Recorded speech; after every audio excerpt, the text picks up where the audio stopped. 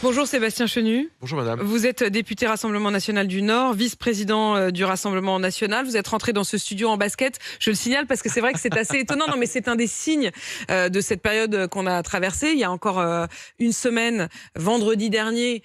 C'est vrai que c'est des montagnes russes, j'imagine aussi pour vous les politiques. Il y a une semaine, vous disiez on aura peut-être la majorité absolue, on va peut-être rentrer au gouvernement. Aujourd'hui, on sent que vous êtes quand même dans une autre posture, y compris, c'est vrai que ça m'a frappé physiquement lorsque vous êtes rentré sans cravate en basket.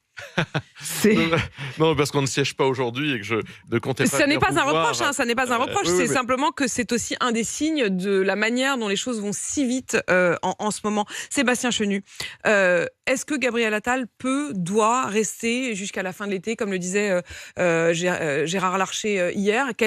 Est-ce que vous estimez qu'il faut aller très vite ou qu'au contraire, Emmanuel Macron finalement peut prendre son temps? Mais de quelle situation partons-nous? De l'immense bazar, de l'immense bourbier, pour reprendre le mot de Marine Le Pen, dans lequel Emmanuel Macron a plongé notre pays. Il a réussi à bloquer les institutions de la Ve République, dont tout le monde disait qu'elles étaient tellement solides qu'elles permettaient à n'importe quel régime de pouvoir fonctionner. Emmanuel Macron, par l'immensité de son incompétence et de son cynisme, a réussi à bloquer politiquement notre pays. Comment on sort de ça? Il n'y a pas toujours de solution à tous les problèmes.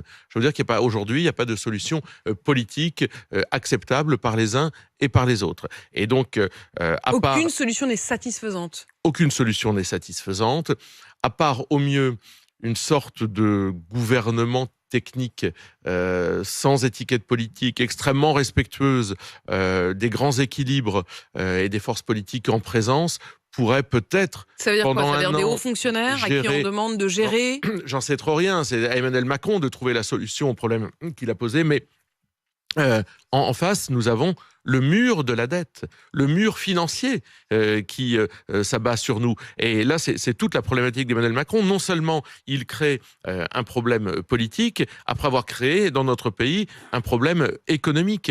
Et donc, par conséquent, les moyens, les voies de passage sont extrêmement réduites. Et je ne vois pas quelque chose qui ne puisse pas être une solution qui ne soit pas respectueuse, en tous les cas, des grands équilibres politiques du pays. D'autant plus qu'on l'a entendu hier, il y a une nouveauté, ou je dirais une contrainte supplémentaire, c'est que Gérard Larcher le matin, Marine Le Pen le soir, ont au fond dit à peu près la même chose, c'est-à-dire que s'il y avait des élus du nouveau Front Populaire, vous êtes même un peu plus précis dans votre espèce, en disant s'il y avait des élus LFI ou écologistes au gouvernement, alors ce serait censure immédiate, c'est-à-dire que LR censurerait, le RN censurerait, et donc un gouvernement issu du nouveau Front Populaire ou issu de LFI n'aurait que quelques jours de durée de vie.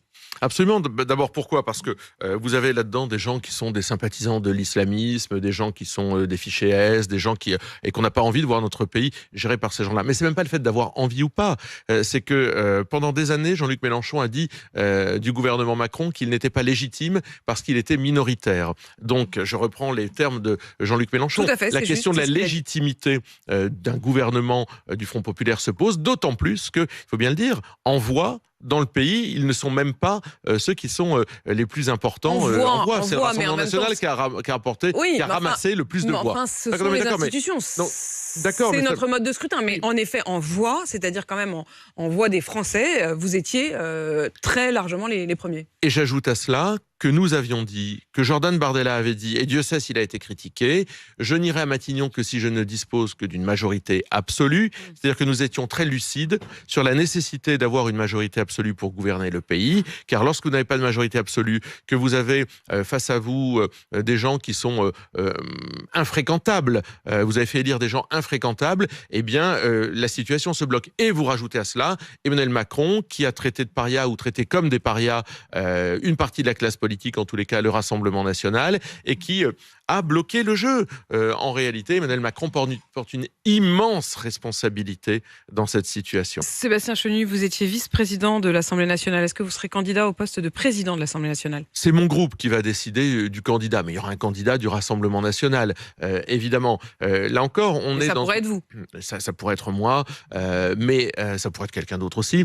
Mais la question, c'est comment fonctionne l'Assemblée nationale demain? Or, nous avons besoin, effectivement... Ça, c'est quand même la première étape, hein, parce que le 18 juillet, il y a l'élection non seulement du président ou de la présidente de l'Assemblée nationale, mais également des présidents des commissions. Absolument. Or, si on se retrouve dans un régime beaucoup plus parlementaire que ça ne l'était jusqu'à présent, le rôle des présidents de commission, le rôle du ou de la présidente de l'Assemblée nationale seront majeurs. Oui, nous sommes le premier groupe à l'Assemblée nationale. Le reste, ce sont des coalitions. C'est nous qui avons le plus de députés de la même étiquette politique. Donc nous avons vocation non seulement politiquement à participer à la gestion de l'Assemblée nationale, mais les textes le prévoient. L'organisation de l'Assemblée nationale se fait à la proportionnelle, ou en tous les cas pour donner l'image la plus exacte des équilibres politiques. Si on parle de groupe, on commence finalement à y voir plus clair et on devient tous un peu spécialistes. Mais en effet, il y a la question des grandes alliances, des grandes coalitions. De ce point de vue-là, le nouveau Front populaire est arrivé en tête, suivi de Ensemble, qui sont les Renaissances, les Modem, les Horizons. Ça, c'est le deuxième bloc. Et le RN en troisième. Mais si on regarde effectivement du point de vue des partis, c'est-à-dire des groupes à proprement parler, vous êtes très largement devant, suivi de Ensemble, puis de LFI qui n'est dans ce cas-là que troisième. Et donc ce serait inconstitutionnel que de nous évacuer des responsabilités qui permettent de faire tourner l'Assemblée nationale. C'est-à-dire que il est prévu par les textes que ce soit une photo finalement des grands équilibres politiques qui permettent de gérer l'Assemblée nationale, et évacuer le premier groupe politique, comme le veulent l'extrême gauche et les écologistes. Qui ont dit qu'ils s'opposeraient à ce que vous puissiez prendre des responsabilités dans les... Et je pense qu'on a besoin que l'Assemblée nationale puisse fonctionner, puisque je reviens à mon propos du début, nous avons face à nous un mur financier qui s'abat sur nous, des difficultés immenses, les Français sont confrontés tous les jours à des difficultés, il faut que l'Assemblée nationale puisse fonctionner. Vous mettez qui dans ce groupe? Est-ce que vous mettez les fameuses brebis galeuses, pour reprendre l'expression de Jordan Bardella? Il n'y a pas de brebis galeuses dans notre groupe. Ah bon? Il y avait des brebis galeuses, comme elles ont été appelées dans les candidats qui n'ont pas été élus. Nous avons des députés, vous avez la photo de ces députés derrière vous, ce sont des hommes et des femmes parfaitement responsables. Donc, tous ceux qui sont on peut d'ailleurs être en désaccord avec les propos ou les positions. Je précise pour ceux qui nous écoutent. Mais ce sont de parfaits républicains et des députés compétents. Daniel Grenon, député RN de la première circonscription de Lyon, ne siégera pas dans votre groupe. C'est lui qui avait dit que les binationaux maghrébins n'avaient pas leur place dans les hauts lieux. Roger Chudeau, qui estimait que les postes ministériels devaient être réservés aux franco-français. Marine Le Pen a corrigé son propos très durement d'ailleurs. Je crois que c'était même à votre micro. Tout à fait.